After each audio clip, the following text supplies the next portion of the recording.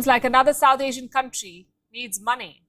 It started with Sri Lanka, then Pakistan, and now Bangladesh has reached out to the International Monetary Fund. Dhaka too wants a loan. Hello दोस्तों, welcome to Rawat IAS study group. आज हम बात करने वाले हैं south Asia की एक important country that is called Bangladesh. जैसा कि हम लोग जानते हैं, बांग्लादेश अभी एक इकोनॉमिक क्राइसिस के पीरियड से गुजर रही है। तो आज हम जानेंगे अपने इस वीडियो में कि कैसे ये बांग्लादेश का जो इकोनॉमिक क्राइसिस है अभी यहाँ तक पहुँच गया है, क्या क्या उनके डोमेस्टिक और इंटरनेशनल कंसर्न है जिनकी वजह से आज बांग्लादेश में इतना ज़्यादा इकोनॉमिक इनस्टेबिलिटी है। साथ साथ में हम ये भी जानेंगे, जैसा कई एनालिस्ट कह रहे हैं कि क्या बांग्लादेश भी हमारा नेक्स्ट श्रीलंका बन सकता है। तो हम दोनों के फंडामेंटल डिफरेंस समझेंगे दोनों में कि बांग्लादेश और श्रीलंका के इकोनॉमिक क्राइसिस में क्या सिमिलरिटीज़ है और क्या डिफरेंसेस हैं। साथ में ये भी जानेंगे कि क्यों बांग्लादेश का जो इकोनॉमिक क्राइसिस है वो श्रीलंका के इकोनॉमिक क्राइसिस से कितना अलग है और दोनों के जो लड़ने के तरीके हैं इकोनॉमिक इनस्टेबिलिटी से वो क्या क्या हैं। तो हमारे वीडियो स्टार्ट करने से पहले, बांग्लादेश क्राइसिस को जानने से पहले हमें कुछ बेसिक पता होना चाहिए बांग्लादेश की कंट्री के बारे में। And not too long ago, Bangladesh was one of the fastest growing economies in the world. At one point, it was doing better than India. What happened then? Why does Bangladesh need an IMF loan now? The global economic... हम बात करते हैं बांग्लादेश के economy perspective से, तो हमें जान लेना चाहिए कुछ सर्टेन इकोनॉमिक फैक्ट जो हमें दिखाता है कि बांग्लादेश का कंडीशन इस क्राइसिस से पहले क्या है, करंट कंडीशन क्या है, उससे आप फिर उसका एक अंदाज़ा लगा सकते हैं। अगर हम जीडीपी की बात करें तो जीडीपी में अगर हम साउथ एशिया में बात करें तो साउथ एशिया में सेकंड लार्जेस्ट ग्रोइंग इकोनॉमी है इन टर्म्स ऑफ जीडीपी। अगर जैसा कि रिपोर्ट है आईएमएफ की 2021 में, उन्होंने कहा है कि साउथ एशिया में सेकंड लार्जेस्ट ग्रोइंग इकोनॉमी है वो है बांग्लादेश। साथ साथ में अगर हम पर कैपिटा इनकम की भी बात करें तो पर कैपिटा आने वाले 5 सालों में 2025-26 तक अगर हम बात करें तो बांग्लादेश का जो पर कैपिटा है वो इंडिया को भी पीछे छोड़ देगा। 2020 के पर कैपिटा के हिसाब से जहां हम बात कर रहे हैं या 2025 के हिसाब से हम जो बात करेंगे कि जो इंडिया का पर कैपिटा है वो लगभग 2730 है, वहीं हम बांग्लादेश के पर कैपिटा इनकम की बात करेंगे तो लगभग 2756 यूएस डॉलर पहुंच सकता है। तो हम ऐसे कह सकते हैं कि साउथ एशिया में बांग्लादेश और इंडिया का एकदम टफ कंपटीशन चल रहा है, चाहे वो जीडीपी के बारे में हो या पर कैपिटा इनकम के बारे में हो। तो फिर क्या ऐसा हो गया जो आज हम बांग्लादेश के इकोनॉमिक क्राइसिस की बात कर रहे हैं। What happened then? Why does Bangladesh need an IMF loan now? The global economic crisis is hurting it. Bangladesh is running low. लेकिन उससे पहले आपको इंडिया का पर्सपेक्टिव भी जानना पड़ेगा कि क्यों बांग्लादेश की इकोनॉमी जो हम बात कर रहे हैं, इकोनॉमी के जो डाटा मैंने आपको बताए हैं वो क्यों इंडिया से उसके अच्छे हैं। तो इसके जो रीज़न है वो 2016 के बाद से स्टार्ट होते हैं कि इंडिया की जो इकोनॉमी है वो 2016 से डिक्लाइन हो रही है और वहीं जो हम बांग्लादेश की बात कर रहे हैं वो 2016 के थोड़ा सा इम्प्रूवमेंट हो रहा है कंपैरिजन टू इंडिया। जैसा कि आप सभी को पता है 2016 में हमारा एक इकोनॉमी रिफॉर्म आया था that is called demonetization. To break the grip of corruption and black money, we have decided that the 500 rupee and 1000 rupee currency notes presently in use will no longer be legal tender from midnight to night.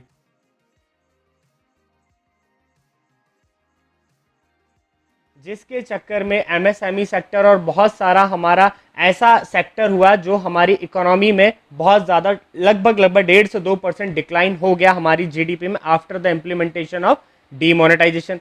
उसके बाद 2017 में ही हमारा GST का implementation हुआ जिसमें हमें लोगों को अवेयरनेस नहीं था, टैक्स कंप्लायंस नहीं था, इसकी वजह से भी हमारा इकोनॉमी डिप हो गया।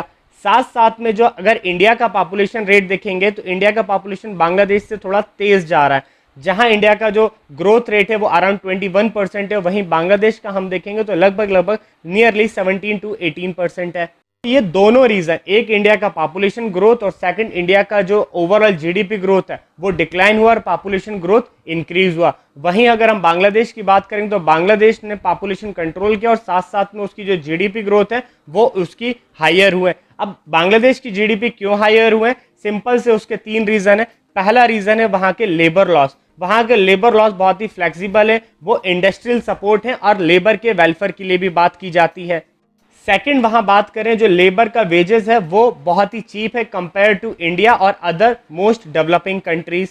और साथ में ही वहां फीमेल का जो लेबर पार्टिसिपेशन है वो भी बहुत ज़्यादा है कंपेरिजन टू इंडिया। इंडिया में लगभग less than 20% female labour participation rate है, वहीं अगर हम बांग्लादेश की बात करें तो इट्स अबव 80%। और थर्ड रीज़न है वहाँ की बांग्लादेश की जो डोमेस्टिक पॉलिसीज़ हैं, गवर्नमेंट की पॉलिसी हैं, वो बहुत ईजी हैं कंपेयर टू इंडिया। अब हम आते हैं नेक्स्ट टॉपिक पे, जो ये कहता है कि श्रीलंका और जो बांग्लादेश है, इन दोनों का जो इकोनॉमिक क्राइसिस है वो कैसे डिफर करता है। जहां हम फंडामेंटल डिफरेंस की अगर बात करें, बांग्लादेश का जो इकोनॉमिक क्राइसिस और श्रीलंका के जो इकोनॉमिक क्राइसिस में, वो फंडामेंटल डिफरेंस में अगर हम पहला डिफरेंस बात करेंगे जो वेरी करता है वो है श्रीलंका की इकोनॉमी क्राइसिस हुआ है वो इसलिए क्योंकि श्रीलंका की 25% जीडीपी टूरिज्म पे डिपेंडेबल है। और 2019 के श्रीलंका में जो अटैक हुआ था टेररिस्ट, और उसके बाद 2 साल का जो कोविड लग गया, उसके चक्कर में उसका बहुत ज़्यादा फॉरेक्स रिजर्व डाउन हो गया, जीडीपी डाउन हो गई, unemployment rate all time high हो गया। वहीं अगर हम जो हमारे यहाँ का जो एक बांग्लादेश का एक फंडामेंटल जो जीडीपी में कंट्रीब्यूशन है वो है हमारा क्या, क्लॉथिंग सेक्टर, टेक्सटाइल सेक्टर, उसका इसमें कोई भी ज़्यादा इम्पैक्ट नहीं पड़ा है।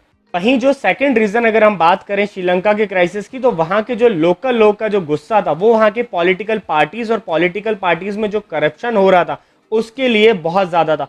ऐसा कुछ हमें बांग्लादेश के क्राइसिस में नहीं देखने को मिल रहा है। बांग्लादेश के जो लोग हैं वो वहाँ की गवर्नमेंट से ना खुश नहीं है, ना ही ऐसा कोई करप्शन के मेजर एलिगेशन लगे जैसे हमें श्रीलंका में देखने को मिले थे। तीसरा अगर रीजन देखें तो श्रीलंका ने बहुत ज़्यादा जो उनके जो सरकारी एसेट या सरकारी जगह हैं, इतना ज़्यादा डेप्ट ले लिया था फॉरेन कंट्री से कि उन्हें अपने एसेट बेचने को पड़ गए थे। वहीं अगर बांग्लादेश की बात करें तो बांग्लादेश में ऐसा कुछ भी नहीं है जहां की गवर्नमेंट ने कुछ अपने स्ट्रेटेजिक एसेट किसी फॉरेन गवर्नमेंट को या फॉरेन कंट्री को उन्होंने दिए हों।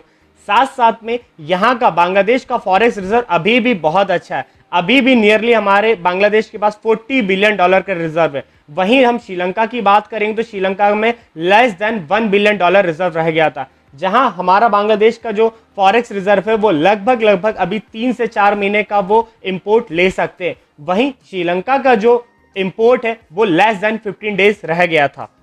सो हम ये कंक्लूड कर सकते हैं कि दोनों के क्राइसिस के रीजन अलग हैं और दोनों के क्राइसिस को लड़ने का तरीका भी अलग है।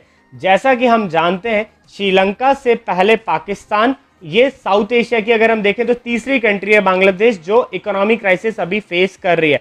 लेकिन श्रीलंका का और जो पाकिस्तान का इकोनॉमिक क्राइसिस है वो बहुत ज़्यादा मीडिया में और बहुत ज़्यादा न्यूज़ में कंपेयर टू बांग्लादेश। इसका एक मेजर रीज़न ये है कि जो बाकी की 2 कंट्री हैं पाकिस्तान और श्रीलंका, ये बहुत जल्दी इनकी गवर्नमेंट ने अपने हथियार डाल दिए थे और आईएमएफ और वर्ल्ड बैंक के पास जा चुकी थी और इन्होंने बोल दिया था कि हमारी जो कंट्री है वो इकोनॉमिक क्राइसिस फेस कर रही है।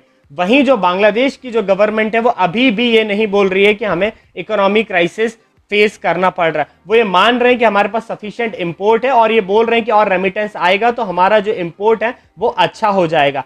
अभी जैसा हमें पता है आईएमएफ के पास बांग्लादेश गई है कि उनको बेल आउट पैकेज के लिए $4.5 बिलियन का हेल्प चाहिए, लेकिन आईएमएफ ने अभी ये कहा कि वो नेक्स्ट मंथ सितंबर में बांग्लादेश विजिट करेंगे और यहाँ के बाद वो दिसंबर में फाइनल इसको करेंगे कि हमें देना है लोन की नहीं देना है। तो उन शर्तों पे जनवरी में फाइनली वो अगली साल उसको डिसबर्स करेंगे। तो 6 महीने का अभी इस पूरे समय को टाइम लगेगा। तो देखना यह है कि आईएमएफ का बेल आउट पैकेज ये इनको देती है, बांग्लादेश को नहीं देती। जो आईएमएफ है उसके पास और भी 2 कंट्रीज हैं, जैसा कि हमें पता है कौन सी वो कंट्री हैं जो पाइपलाइन में है बेल आउट पैकेज के, that is Sri Lanka and Pakistan. अब आते हैं हमारा जो आखिरी नेक्स्ट जो हमारा टॉपिक है कि क्या वजह है जो आज बांग्लादेश इस क्राइसिस पे पहुंच चुकी है। मेजर जो हम जानते हैं कि ये 2 रीजन हैं जो एक ग्लोबल सिनारियो में अभी हमें देखने को मिल रहा है। पहला रीजन कि कोविड-19 पैंडेमिक के बाद सारी जो कंट्रीज हैं, खासकर जो डेवलपिंग कंट्री हैं, वो बहुत डीप रिसेशन में जा चुकी है, उनकी इकोनॉमी बहुत ज्यादा डिक्लाइन पे जा चुकी है। पहला रीजन तो ये है। दूसरा रीजन जो हम कहते हैं रिसेंट जो रशिया यूक्रेन का वॉर चल रहा है 6 महीने से, उसकी वजह से भी जो डेवलपिंग कंट्री उन पे डिपेंडेबल थे, जो उन पे फूड बास्केट के लिए या फ्यूल के लिए, वो भी एक रीजन कहने को हो रहा है। लेकिन इसके अलावा ये 2 इंटरनेशनल या ग्लोबल रीजन के अलावा भी कुछ बांग्लादेश की डोमेस्टिक पॉलिसीज की भी दिक्कत रही है, डोमेस्टिक कंपल्शंस भी उनके लिए रहे जो इस इकोनॉमिक क्राइसिस को और ज़्यादा कैटलिस्ट का काम कर रहे हैं। तो हम वो जानेंगे वो कौन कौन से डोमेस्टिक रीज़न है जो बांग्लादेश को एक इकोनॉमिक क्राइसिस की तरफ ढकेल रहा है। तो ऐसे हमने 4 मेजर फैक्टर हमने फाइंड आउट करें जो बांग्लादेश को इस इकोनॉमी और फाइनेंशियल क्राइसिस की तरफ ढकेल रहा है। पहला रीज़न है कि बांग्लादेश में अभी हाल फिलहाल में 2018 के बाद जब लीग पार्टी आई है, उन्होंने 2018 के बाद बहुत ज़्यादा इंफ्रास्ट्रक्चर प्रोजेक्ट पे बहुत ज़्यादा फोकस किया है। लगभग अगर हम देखें 10 to 15 बिलियन डॉलर उन्होंने मेगा प्रोजेक्ट्स पे इन्वेस्ट किए हैं, जिसमें से अभी आपने सुना होगा पद्मा ब्रिज जो बांग्लादेश का सबसे बड़ा क्या है मल्टीपर्पज डैम बना है, जिसमें अकेले लगभग 4 बिलियन डॉलर का इन्वेस्टमेंट हुआ है, जो कि एक एस्टिमेट के हिसाब से पहले जब इसको बनाया जा रहा था 2007 में तो इसको नियरली 1 बिलियन डॉलर की इसमें कॉस्टिंग की गई थी। वो बनते बनते 4 गुना बढ़ के लगभग 3.6 बिलियन डॉलर बन गया। इसकी वजह यही है कि बहुत ज़्यादा क्या हो रहा था, डिले हो रहा था, करप्शन हो रहा था और मटेरियल कॉस्ट बढ़ गई 2007 के और 2022 के कंपैरिजन में। उसके अलावा बहुत सारे इंफ्रास्ट्रक्चर प्रोजेक्ट बना है, जैसे अभी हमें पता है वहां पे मेट्रो रेल बन रही है ढाका सिटी में। उसके अलावा हमको पता है वहां पे न्यूक्लियर पावर प्लांट बन रहे हैं, अंडर वाटर प्लांट बन रहे हैं। बहुत सारे इंफ्रास्ट्रक्चर प्रोजेक्ट में अवामी लीग गवर्नमेंट इन्वेस्टमेंट कर रही है। तो ये बहुत बड़ा इनके लिए एक गवर्नमेंट पे बर्डन बन चुका है और अभी उसी बर्डन के लिए अभी गवर्नमेंट ने प्रायोरिटाइज किया है कि अब उन्होंने कैटेगराइज कर लिया कि प्रायोरिटी वाले जो प्रोजेक्ट होंगे जो नियर बाय कंप्लीट होने को आ रहे हैं उनको हम कंप्लीट कर देंगे, जो लेस प्रायोरिटी है उनको अभी हम रोक देंगे जब तक ये फाइनेंशियल क्राइसिस हमारा खत्म नहीं हो जाता। और इन सब इंफ्रास्ट्रक्चर प्रोजेक्ट के लिए ऐसा नहीं है कि बांग्लादेश अभी आईएमएफ के पास गई है, पहले भी बहुत सारे लोन ले चुकी है। जैसे हमें पता है वर्ल्ड बैंक के पास जा चुकी है बांग्लादेश अपना लोन लेने के लिए। उससे पहले भी बहुत सारी मल्टीलेटरल एजेंसीज हैं, जैसे कि जापान की जो जिक्सा है उससे ले चुकी है, यूनाइटेड स्टेट्स से ले चुकी है, आईएमएफ से भी पहले बोरोइंग कर चुकी है। तो बहुत ज़्यादा ये बोरिंग ऑलरेडी कर चुकी है इस इकोनॉमिक क्राइसिस से भी पहले। तो ये एक बहुत बड़ी वजह बनाती है कि बांग्लादेश ने शायद अपना इकोनॉमिक क्राइसिस कहीं ना कहीं छुपाया है। वो बहुत पहले ही इकोनॉमी डैट में थी, लेकिन उसने अपना गवर्नमेंट ने कभी खुल के नहीं बोला कि वो इकोनॉमिक क्राइसिस फेस कर रही है। अब सेकंड रीजन पे जो आते हैं उनका बैंकिंग सेक्टर। जो बांग्लादेश का जो बैंकिंग सेक्टर है वो बहुत ज्यादा एनपीए फेस कर रहा है, नॉन परफॉर्मिंग एसेट है वो वहां पे बहुत ज्यादा है। एक एस्टिमेट के हिसाब से वहां का जो सेंट्रल बैंक ऑफ बांग्लादेश है उन्होंने बोला लगभग 11 बिलियन डॉलर है जो वहां पे एनपीए घोषित हो चुका है। लेकिन इस पे भी बहुत ज्यादा जो आईएमएफ है और वर्ल्ड बैंक है वो ये कहते हैं कि ये सेंट्रल बैंक बांग्लादेश ने कहीं ना कहीं अंडर एस्टिमेट किया है, राइट ऑफ किया है बहुत सारे लोन को। अदरवाइज ये जो एनपीए है ये इससे डबल है, लगभग 20 बिलियन डॉलर से ज्यादा सेंट्रल बैंक ऑफ बांग्लादेश क्या है एनपीए उनका है, लेकिन उन्होंने अंडर एस्टिमेट करके 11 बिलियन डॉलर हमारे सामने बताया गया है। तीसरा बहुत बड़ा कारण है कि पावर सेक्टर में बहुत ज्यादा इन्वेस्टमेंट किया है। बांग्लादेश बेसिकली क्या था कि बांग्लादेश में कोई सरकारी पावर प्लांट नहीं है, वहां पे क्या कर रहे थे रेंटल पावर प्लांट कर रहे थे कि जो प्राइवेट एंटरप्राइज को किसी को हमने कॉन्ट्रैक्ट दे दिया कि आप बांग्लादेश को इलेक्ट्रिसिटी प्रोवाइड करोगे। तो उन्होंने क्या किया, बहुत ज्यादा करप्शन किया, बहुत ज्यादा उन्होंने जो टैरिफ है वो बहुत हाई लिया और गवर्नमेंट से बहुत ज्यादा पैसा लिया। और उसके बावजूद भी जो बांग्लादेश गवर्नमेंट का जो ये था कि 24/7 बांग्लादेश को हर जगह क्या मिलेगा, बिजली मुफ्त मिलेगी या बिजली मिलेगी। पहले बिजली दी और बाद में उस बिजली पे बहुत ज्यादा सब्सिडी दे दी। तो पावर कंपनीज जो थी जिनको हम कहते हैं आरपीपी रेंटल पावर प्लांट, उन्होंने बहुत ज्यादा फायदा कमाया है, सरकार से बहुत ज्यादा पैसा लिया है और लोगों तक भी बिजली नहीं पहुंचाई है। तो अल्टीमेटली बहुत ज्यादा रिसोर्सेज का वेस्ट किया गया है इलेक्ट्रिसिटी प्रोवाइड के नाम पे।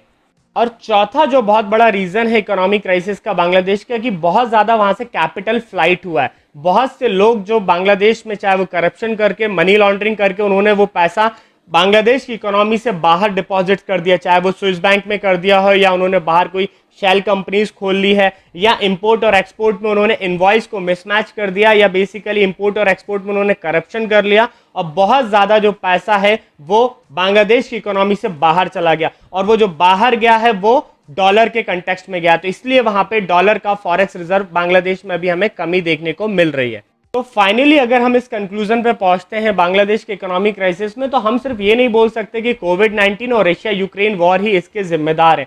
कहीं ना कहीं बांग्लादेश की जो इकोनॉमी पॉलिसी है, पॉलिसी मेकर्स हैं और वो जो गवर्नमेंट की आइडियोलॉजी है वो भी बहुत ज़्यादा इसका एक जिम्मेदार है, जो IMF के सामने आज ये लोग पहुंच गए हैं। लेकिन हमें ये मानना है कि पॉलिटिकल अकाउंटेबिलिटी मस्ट होना चाहिए अगर हमें इकोनॉमिक ट्रांसपेरेंसी हमेशा रखनी है। तो ये कहीं ना कहीं बांग्लादेश के पॉलिसी मेकर, मीडिया या वहाँ के जो सिटीजन है, उन्होंने ये कहीं ना कहीं मिस कर दिया है।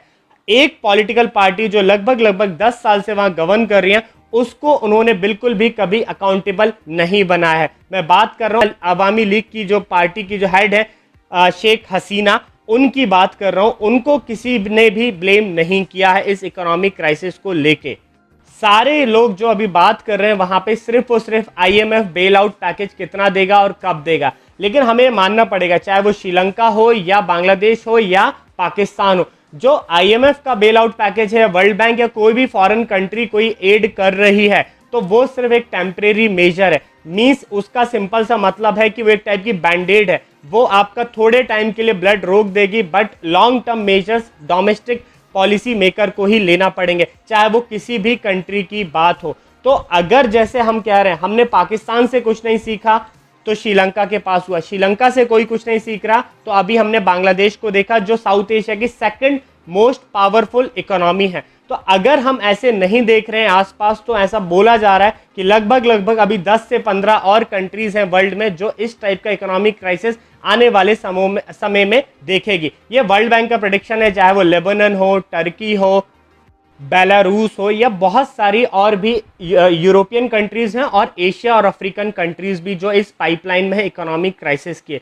तो हमें ज़रूरत है एक प्रॉपर इकोनॉमिक सिस्टम रिफॉर्म की, जो बहुत ही डीप रूटेड हो, ना कि एक कॉस्मेटिक अप्रोच हो, अगर कंट्रीज को सस्टेनेबल इकोनॉमिक ग्रोथ करनी है तो दोस्तों आज का ये वीडियो हमारा यहीं पे खत्म होता है। आई होप आपको एनालिसिस समझ में आया होगा। मैंने इसमें सारे पर्सपेक्टिव जोड़ने की कोशिश करी है। आप लोगों को वीडियो पसंद आता है तो लाइक करिएगा, शेयर करिएगा, चैनल को सब्सक्राइब करिएगा और वीडियो में आप आगे क्या चाहते हैं वो कमेंट बॉक्स में जरूर लिखिएगा। Thank you for watching.